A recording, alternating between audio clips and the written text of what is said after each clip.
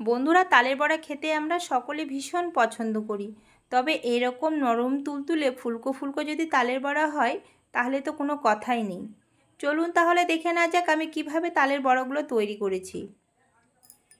নমস্কার বন্ধুরা, আমি সুখী বসাক আমার চ্যানেলে আপনাদের অনেক অনেক স্বাগত জানাই। বন্ধুরা, আজকে আমি আপনাদের তৈরি করে দেখাবো নরম তুলতুলে ফুলকো ফুলকো তালের বড়া। আর এবছর প্রথম কিন্তু আজকে তালের বড়া তৈরি করে আপনাদের সঙ্গে শেয়ার করব। আপনারা পুরো ভিডিওটা স্কিপ না করে দেখতে থাকুন, আশা করি খুব ভালো লাগবে। যারা নতুন বন্ধুরা এখন পর্যন্ত আমার চ্যানেলটিকে সাবস্ক্রাইব করেনি তাদের কাছে অনুরোধ, প্লিজ আমার চ্যানেলটিকে সাবস্ক্রাইব করে দিয়ে আমার পাশে থাকবেন। তালের বড়া তৈরি করার জন্য এখানে আমি তালটাকে আগে থেকে ভালো করে ঘষে তালের রসটাকে বের করে নিয়েছি। এক বাটি নারকেল কোড়া, পরিমাণ মতো চিনি, এক বাটি নিয়েছি ময়দা, আর এখানে নিয়েছি পরিমাণ মতো গমের আটা। আমার কাছে যেহেতু চালের গুঁড়ো নেই সেই কারণে কিন্তু গমের আটা দিয়ে তালের বড়াগুলো তৈরি করব। আর নিয়েছি গরুর দুধ আর একটা সুজির প্যাকেট। প্রথমে আমি তালের রসের মধ্যে দিয়ে দিচ্ছি এক বাটি চিনি, এক বাটি নারকেল কোড়া, এক বাটি ময়দা, পরিমাণ মতো দিয়ে দিচ্ছি গমের আটা। আপনাদের কাছে শুকনো চালের গুঁড়ো থাকলে সেটাও দিয়ে দিতে পারেন কিংবা বেটেও দিতে পারেন। এরপর সব কিছু ভালো করে আমি হাত দিয়ে মেখে নিচ্ছি। আর মাখাটা যত ভালো হবে তাল বড়াগুলো কিন্তু খুব সুন্দর ফুলবে। এখানে সব কিছু ভালো করে মেখে নেওয়ার পর এর মধ্যে আরও দিয়ে দেব আমি সুজিটা আগে থেকে ভিজে রেখেছিলাম। এরপর হাত দিয়ে কিন্তু জল ঝরে চিপে নেব, না হলে কিন্তু বড়ার ব্যাটারটা অনেকটাই ঢিলা হয়ে আসবে। আর সুজি ভিজে দিলে কিন্তু বড়াগুলো খুব সুন্দর নরম তুলতুলে হয়, আর শুকনো সুজিটা দিলে বড়াগুলো একটু শক্ত টাইপের হয়। এরপর এখানে পরিমাণ মতো আমি গরুর দুধ দিয়ে দিলাম, তাহলে বড়ার টেস্টটা কিন্তু আরও বেড়ে যাবে। আবারও আমি সমস্ত উপকরণ ভালো করে হাত দিয়ে কিন্তু মেখে ভালো করে ফেটিয়ে নিচ্ছি। আর যেহেতু ঠাকুরকে প্রথম বড়া ভেজে দেব সেই কারণে কিন্তু সব কিছু ঠাকুরের বাসন নিয়েছি এখানে আমি, আর সব কিছু এগুলো আমার নিরামিষ। যেহেতু প্রথম তালের বড়া ভাজছি, ঠাকুরকে না দিয়ে কিন্তু খেতে হয় না, যেহেতু রাধা গোবিন্দ আছে সেই কারণে কিন্তু এখানে আমি সব কিছু ভালো করে পরিষ্কারভাবে গুছিয়ে নিয়ে ঠাকুরের জন্য তালের বড়া ভেজে আপনাদের সঙ্গে শেয়ার করছি। উনুনটা ধরানো হয়ে গেছে, গরম হয়ে গেছে কড়াইটা। এরপর সাদা তেল দিয়ে দিচ্ছি কড়াইয়ের মধ্যে। এদিকে কিন্তু তেলটাও গরম হয়ে এসেছে। আর ব্যাটারটা আমি এখানে 10 থেকে 15 মিনিটের মতো ঢাকা দিয়ে রেখেছিলাম।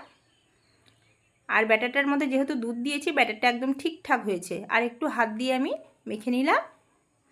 এরপর এক এক করে তালের বড়াগুলো তেলের মধ্যে ছেড়ে দেব।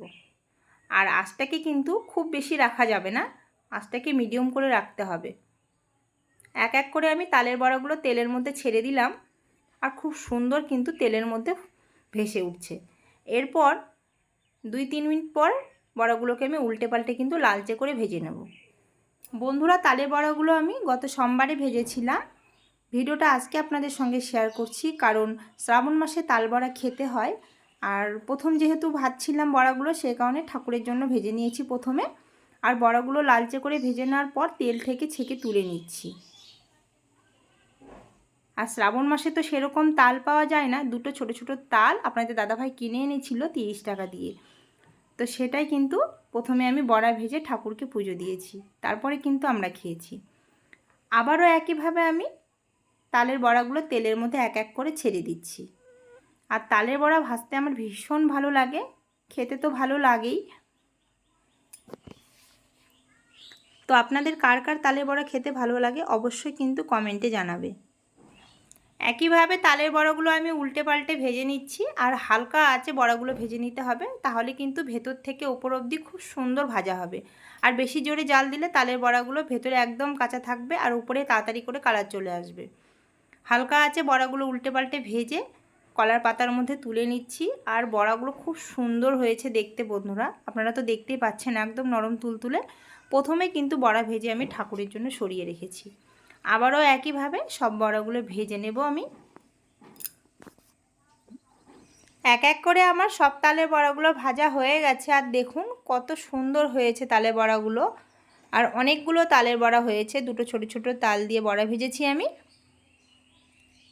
আর কালারগুলো না খুব সুন্দর এসেছে। তো আপনাদের কেমন লেগেছে তালের বড়া রেসিপিটা অবশ্যই কিন্তু কমেন্টে জানাবে, লাইক করবে, শেয়ার করে দেবে, আর আমার চ্যানেলটিকে সাবস্ক্রাইব করে দিয়ে পাশে থাকা বেল আইকনটি অবশ্যই প্রেস করে দেবে। আজকের মতো এ পর্যন্তই, নমস্কার।